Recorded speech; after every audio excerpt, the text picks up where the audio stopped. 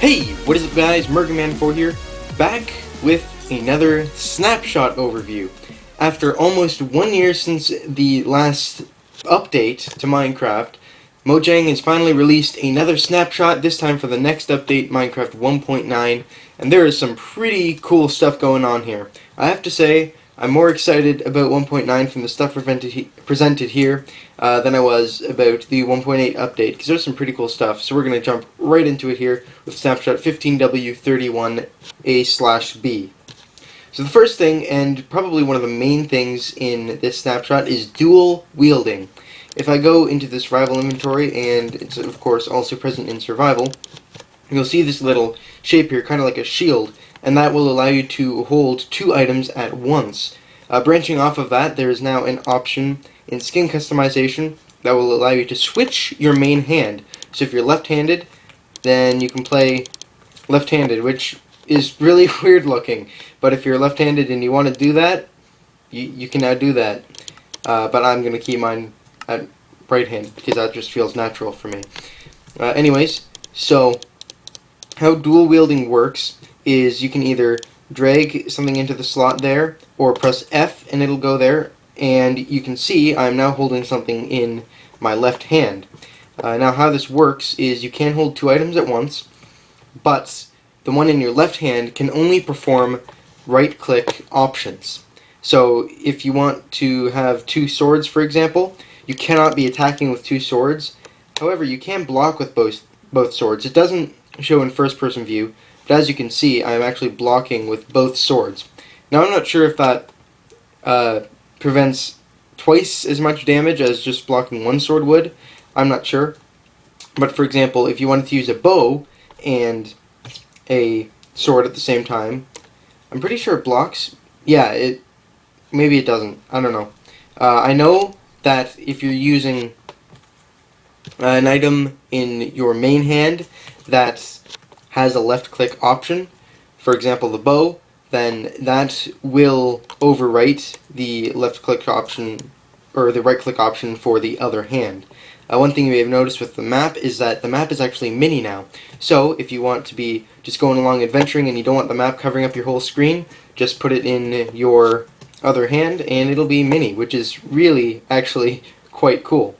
You can put anything you want in there. For example, arrows, and we'll get into this very soon. There are some new arrow types, and whichever arrow type is in your other slot, that will be the main arrows you'll use. So if you have multiple arrows in your inventory, the ones in your other slot will be first. But one of the main features is you put torches in your hand and you're mining around. You can now place torches as you're mining, so you don't have to keep switching between your pickaxe and your torches. So you're going along, you're mining, just place the torch down as you're going along mining. It's very, very neat. A very useful feature. I'm glad that it's finally come to Minecraft. And you can also be going around adventuring and eating at the same time, which is nice. But once again, as you can see, my sword will block over eating the food, although I can't do that with this. But I can't do things like shooting the arrow in the other hand. Yeah, I'm gonna stop talking about the dual wielding feature now. Let you guys explore it out for yourself because I've spent a fair bit of time on that. But yeah, that's basically dual wielding. It's pretty darn cool if I say so myself. Now over here with new arrows, we now have all these new arrow types. And you're probably like, whoa, what do all these different things do? Spectral arrow is brand new, something that we haven't seen before. All these other arrows, there's currently no way to get them in survival, but I'm sure there will be before 1.9 comes out. What they are is they're potion-tipped arrows. So any type of potion that you can brew in the game, you can actually tip an arrow with it, and whatever you shoot with it will get that effect. And even water-tipped arrows, which do absolutely nothing.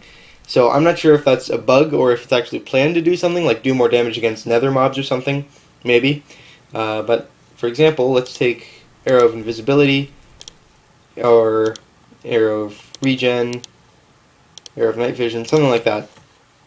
And so right now, actually I'm going to show off the spectral arrows later, so let me put that like this. Also, with the inventory, if you have multiple types of arrows, it'll take arrows that are in your hotbar first, and then from your upper left corner to your lower right. So that's kind of a way that you can decide, okay, I want these arrows first. So we're going to start with invisibility. Actually, it should be in survival. Where'd it go? Let's shoot that again. There we go. And now I have the invisibility effect. And if I put these spectral arrows, which I'll explain what they do in a moment, you'll see that I now shoot the spectral arrows because that is in my other slot. Oh, there it is. Okay, I'm going to shoot it lower. Come on. There we go. So what the spectral arrow does is you'll see it gives this outline. It's mainly for PvP, but what it'll do is even if the player is invisible, if you hit them with it, it'll give you a new effect called glow. And that glow effect will give an outline around the player and whatever they're holding, so you can see the player through blocks. I'll showcase that in a second. Let's see if we can't find a mob. And they don't do as much damage as regular arrows, so that you're able to see these through blocks. But as you can see, oh, well, that just killed it. Pig. That missed. There we go. So as you can see, I can actually see the outline through blocks too. So it's a good way of tracking. Unfortunately, it only lasts for like 10 seconds, so you can't track for very long. But it is pretty useful, and I'm pretty sure it's intended for PvP. That would seem to make the most sense. And also, you might have noticed when I have these other these effects on, there's a little symbol up in the corner of my screen, and that is a new feature which is really, really cool. So you can see what potion effects that you have right now without having to look into your inventory. So the ones with the longer lasting effects will be further to the right, and negative effects will be on a second row below the positive effects. So positive effects will be right at the top of the screen, and negative effects will be a little bit below it. And I think glow is included as a bad effect, yeah, because of PvP reasons. Now you may be wondering why I have this fire here, and that is because there's also a now a splash water bottle potion for whatever reason, and pretty much the only use is, and that just completely failed, putting out fire. That's the only thing it can do. So I'm not sure if it was accidentally put in, or if it's just meant to have more features in the future or something. I don't know, but it's there. I've also had a skeleton egg in here because, actually, it was just nighttime. That's probably better for this. There's a slightly, slightly different way in which skeletons attack. You'll notice that he's actually holding his bow down. And when I go into survival, oh, I'm invisible. 10 more seconds. Okay. Yeah, there we go. He's actually holding up his bow, and there's actually a shooting animation. You might have noticed earlier when I was shooting with the bow that you can actually see the bow animation going in my hotbar, which is pretty cool. Just an extra added effect. So glow is one of two new status effects. There's another one that is added in called levitate, which we'll get into a bit more later. There's no potion for either of these. Glow you can only get from spectral arrows, which currently you can only get in creative. You can probably get them in survival at some point later on.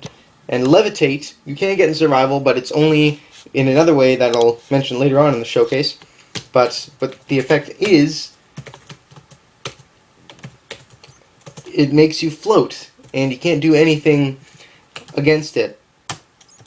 You have no choice. You must float, and I'm going to die from this. Shoot. So it's considered a bad effect because it can drop you to your death, and it's a really neat effect actually, because it can also help you getting up high places. But there's only one way to get it right now, and that's from something that I'll mention later on. I don't even know if that did anything when I was in creative. It did. Okay. Get myself some food right here with the new food beets. You can find beetroot seeds either in chests in something new that's going on in the end, because there's lots of new stuff in the end, or you can also find them in villages. So you got beetroot seeds and beetroot. The beetroot can actually be put into the crafting thing, and you can get a rose red dye from it. And if you put 6 beetroots and a bowl, you can get beetroot soup. So just eat that up, and I think that heals 4 hunger points, and a regular beet heals up 1 hunger point. This block here, I have no idea what it's for. It's called the structure block, and the only way to get it is using the set block command. So you set block structure block. I'm not sure if it's a work in progress block or if it's just something temporary and they're going to remove it. I don't know. Slight texture change here. Instead of having little bits of like glass or iron bars sticking out, they actually just have just a single 2x2 thing, which is actually pretty cool. I actually quite like that.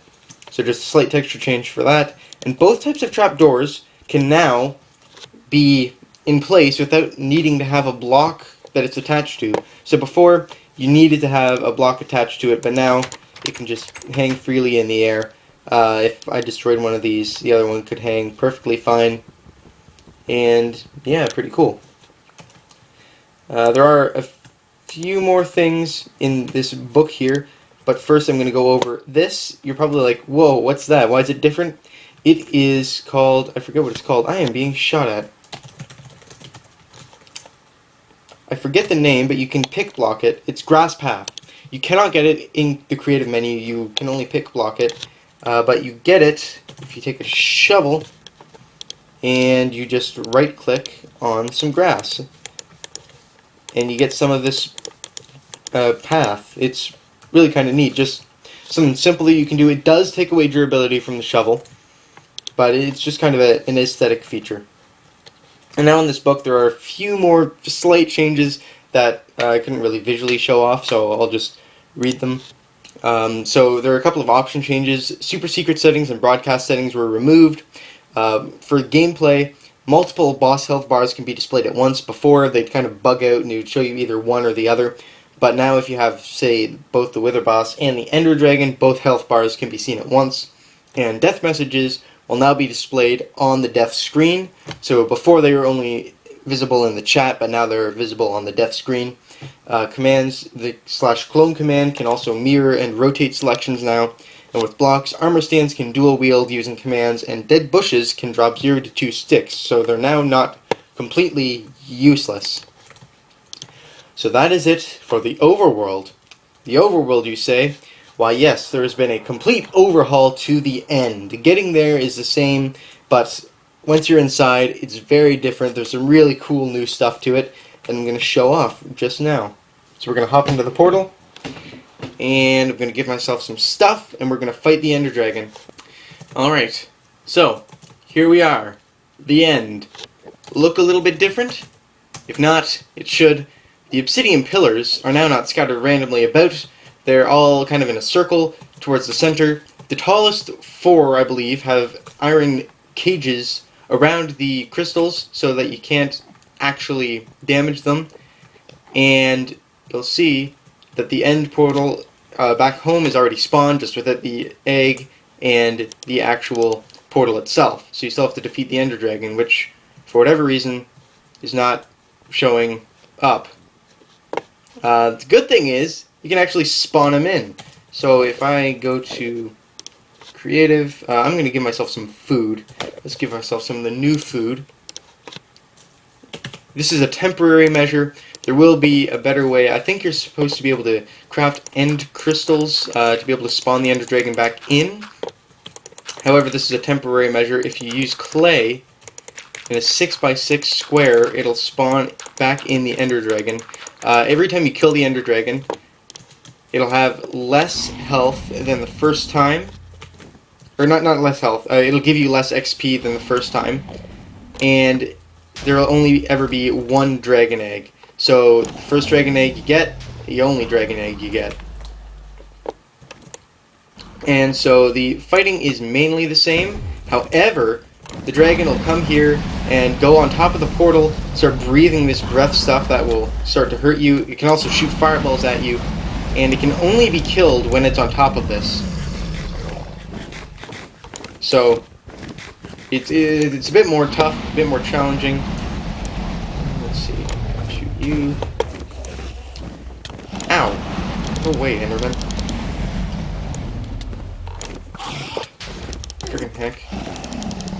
So yeah, so you'll see it's just kind of defending it there, and okay, it's over here. Oh, we get a fireball. I thought I heard a fireball. Yep, there we go. So some of the mechanics have changed. A bit more of a challenging fight. I quite like it. And you're gonna have to climb up to get some of those other crystals. As long as you have good stuff, though, you should be fine. And the Ender Dragon will have some new drops. One of them is implemented in the game, except as far as I can tell, it doesn't yet drop.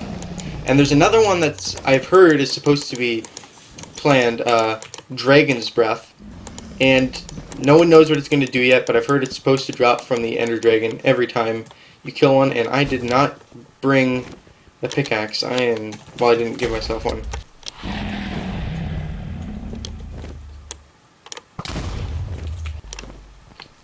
Okie doke. It's still kind of buggy with this. As far as I can tell, the Ender Dragon's boss bar does not show up when you respawn him. And when you respawn him, the end portal seems to usually be glitched out, but that's obviously going to be fixed before the official 1.9 release. Yeah, I don't know where the original Ender Dragon went, because I've never actually gone to the end in this particular world. Alright, now that all of them are destroyed, wait for him to go to the center, I suppose. Here we go. The problem is, because it shoots its little purple breath or whatever, I can't get close enough really to use my sword.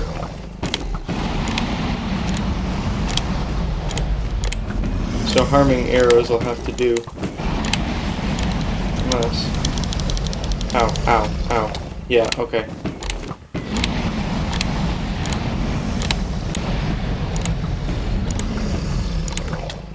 There we go. Finally killed. Okay. So, let's see if the end portal will actually properly spawn. Yep, okay. When the Ender Dragon is killed, it'll spawn in this. This is a second portal in the end, and it will lead to some really cool stuff.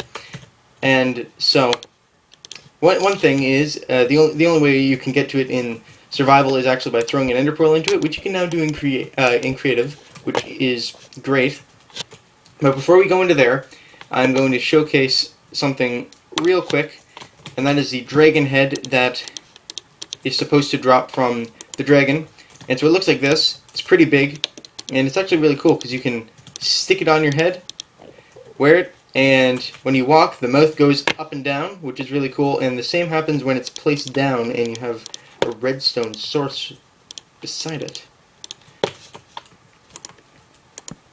So as you can see, the mouth is going up and down. Stop it and it'll stay there. So it acts, other than like the mouth thing, it acts just like a regular head, and so that's kind of cool. It's supposed to be dropped from the Ender Dragon when it dies, but we're going to go on to the next part of the end. So when you get here, you'll have one of these, or only one of these will spawn. So if you lose it, you're screwed. And you don't want to lose it in this place, because it's really big and confusing. It's actually infinite. It infinitely generates, like the other two dimensions.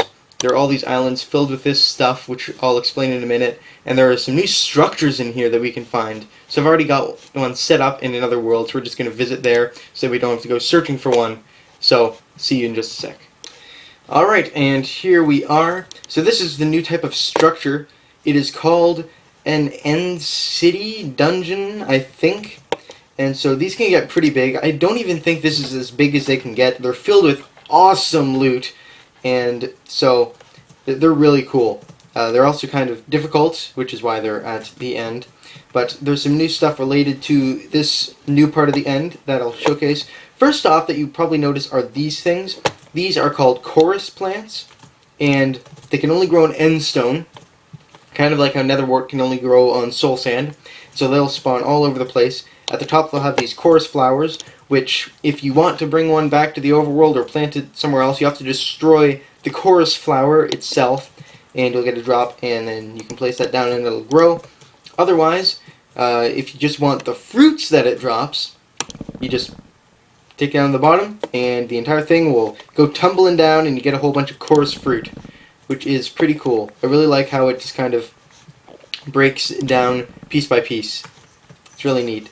But yeah, you'll get a whole bunch of these, and these are actually pretty good for healing hunger, but you can eat it when you're full, and the reason is teleportation. I believe it will always teleport you somewhere where you won't be suffocating or something, but it'll teleport you anywhere within the chunk, so you gotta be careful.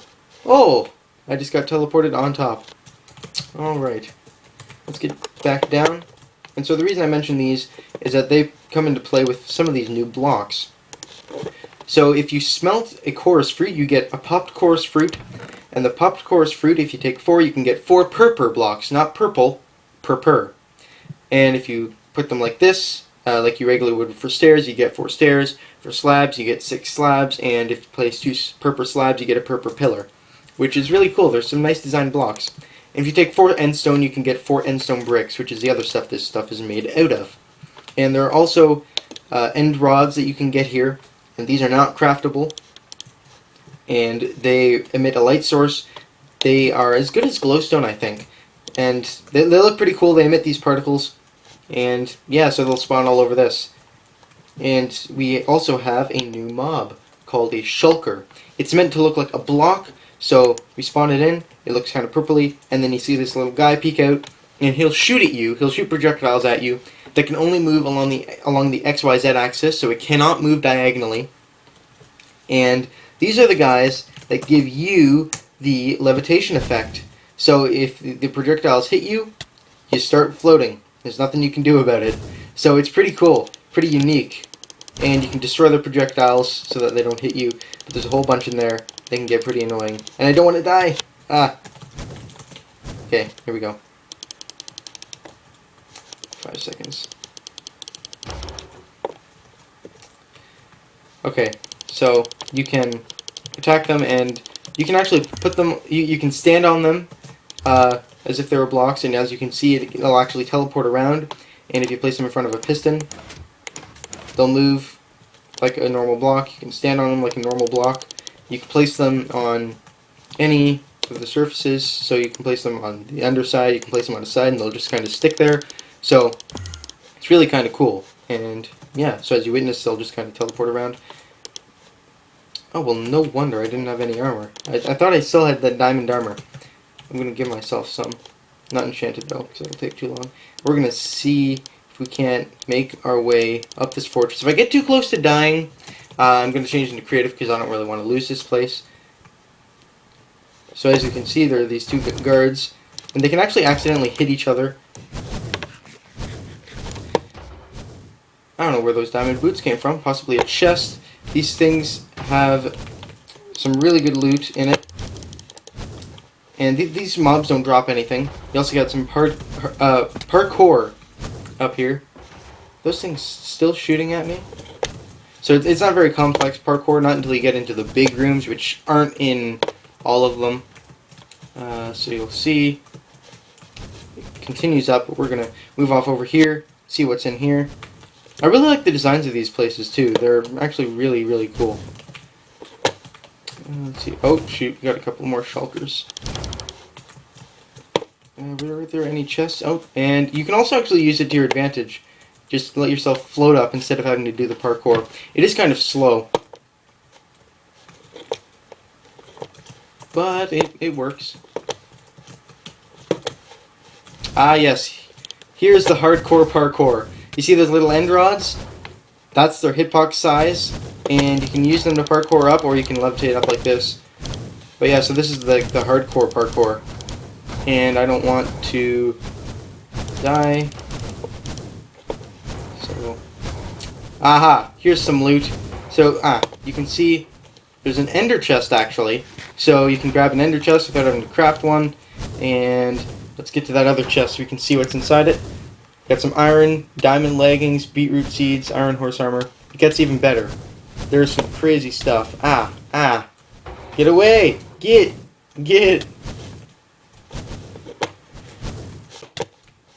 Gosh darn it.